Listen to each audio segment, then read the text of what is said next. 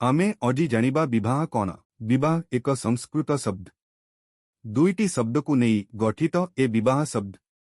विवाह अर्थात दुहे दुहिंकर होइजिब। दुहे दुहिंकु धारण करिब। एहा गोटे प्रकारे पाणिग्रहण मध्य कुहाजा।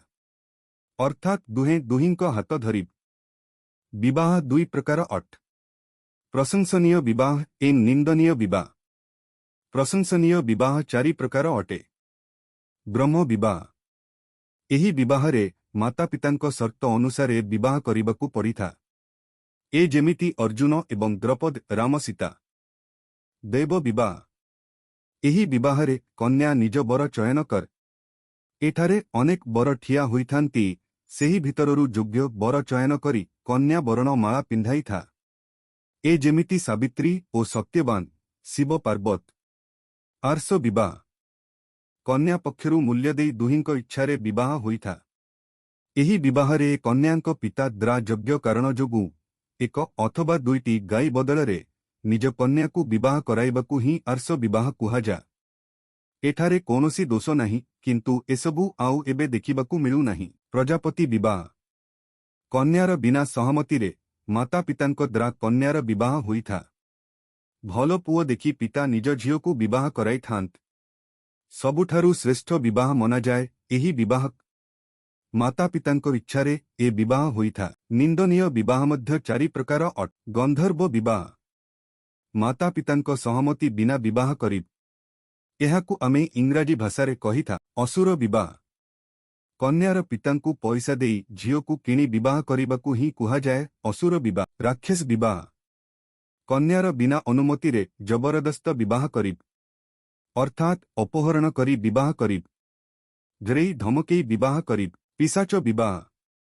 झियर फायदा उठाई विवाह करिब। झियोकु मदहोसई करी शारीरिक संबंध बनाई विवाह करिबाकु ही पिशाच विवाह कुहाजा। से भितररु आमर एक चरित्र धरित्री करुथिले प्रजापति विवाह। प्रजापति विवाहर अर्थ समस्ते जानी सारिलेनी, सेथि निमंते एठारे आउ से विषयरे उल्लेख करू नाही। धरित्री खूब शांत सरल निरीह एवं निष्कपट झियोटी। गाँरे बढ़ी आसिछ। पाठ एते पढ़ी बास एतिकी ही धरित्री विषयरे लेखुछि। धीरे धीरे आगकु सबु जानी। धरित्रीर विवाहकु सहमति मिलिथिला सारा परिवार। झियो पक्षरु समस्ते आउ पुओ पक्षरु जेजेबापा जेजेमा बापा बड़ बाप। बंधु संपर्करु स्थापित होइथिले समुदी संपर्कर। झियर बापा एवं पुओर बापा, झियर जेजेबापा ओ जेजेमा एवं पुओर जेजेबापा ओ जेजेम। ईशान राय खूब गुरुत्वपूर्ण चरित्र अट। जिए कि धरित्रींकर पाणिग्रहण करिबाकु जाउछंत। ईशान ए पर्यंत धरित्रीर मुह देखि। धरित्री देखिबाकु केमिति सुंदर ना असुंदर, काली ना गोरी किछि जानी नाहंती ए पर्यंत। बास गरलोक कहिले ईशान आसी बेदीरे बसिल। बेदीरे ईशान बसिथांत। चारियाडे हो हाल। खुशीरे फाटी पडुछि मंडप। पुरोहित कहिले कन्याकु बेदीकु आ। किछि समय भितरे पादर पाउजी मधुर स्वरे भासी आसिला छम छम हो। धरित्रींक सखीमाने धरित्रींकु सांगरे नेई हसी हसी आसुथिल।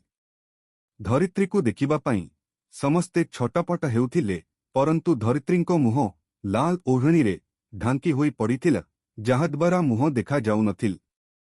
हाथ दुईटी बहुत सुंदर।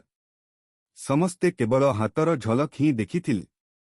हाथ देखि ही केते जण अनुमान कले जे झियोटी अवश्य सुंदर थिब। बेसी सुंदर नथिले भी टिके त थिब।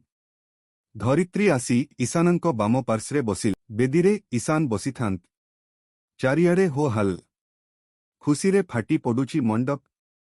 पुरोहित कहिले कन्याकु बेदीकु आ। किछि समय भितरे पादर पाउजी मधुर स्वरे भासी आसिला छम छम हो। धरित्रींक सखीमाने धरित्रींकु सांगरे नेई हसी हसी आसुथिल। धरित्रीकु देखिबा पाई समस्ते छटपट हेउथिले, परंतु धरित्रींक मुह लाल ओढ़णीरे ढांकी होई पड़िथिला, जाहाद्वारा मुह देखा जाउ नथिल। हाथ दुईटी बहुत सुंदर। समस्ते केवल हाथर झलक ही देखिथिले। हाथ देखि ही केते जण अनुमान कले जे झियोटी अवश्य सुंदर थिब। बेसी सुंदर नथिले भी टिके त थिब। ଧରିତ୍ରୀ ଆସି ଈଶାନଙ୍କ ବାମ ପାର୍ଶ୍ୱରେ ବସିଲେ। ବିବାହରେ ସମସ୍ତେ ଆସିଛନ୍ତି। ଏ ପର୍ଯ୍ୟନ୍ତ ଅତିଥି ଆସିବା ବନ୍ଦ ହୋଇ ଯିବା ଆସିବା ଲାଗି ରହିଛି। ଶଙ୍ଖ ନାଦ ଚାରିଆଡ଼େ ଗୁଞ୍ଜି ଉଠୁଛି। ହୁଳହୁଳିରେ କମ୍ପାଉଛନ୍ତି ସୀମନ୍ତିନୀମାନ। ପୁରୋହିତଙ୍କ ଓଷ୍ଠରୁ ପବିତ୍ର ମନ୍ତ୍ର ପାଠ ଉଚ୍ଚାରିତ ହେଉଥା। ମହର୍ଷି ଓ ବ୍ରାହ୍ମଣମାନେ ବେଦ ପାଠ କଲେ। ତପସ୍ୱୀ, ସାଧକ ଓ ବ୍ରହ୍ମବାଦୀମାନେ ଓଁକାର ଧ୍ୱନି ଦେଲେ। କୁମାରୀମାନେ ସ୍ୱାଗତ ଗୀତିକା ଗାଇ ଉଠିଲେ। ବାଦ୍ୟକାରମାନେ ଶଙ୍ଖ, ଭେରୀ, ତୁରୀ, ନାଗର, ମହୁରୀ ଓ ଦୁନ୍ଦଭି ବଜାଇଲେ। ମଙ୍ଗଳ ମୋହୁର ସାହାନାଇ ମଧୁର ସ୍ନରେ ବାଜି ଉଠିଲେ।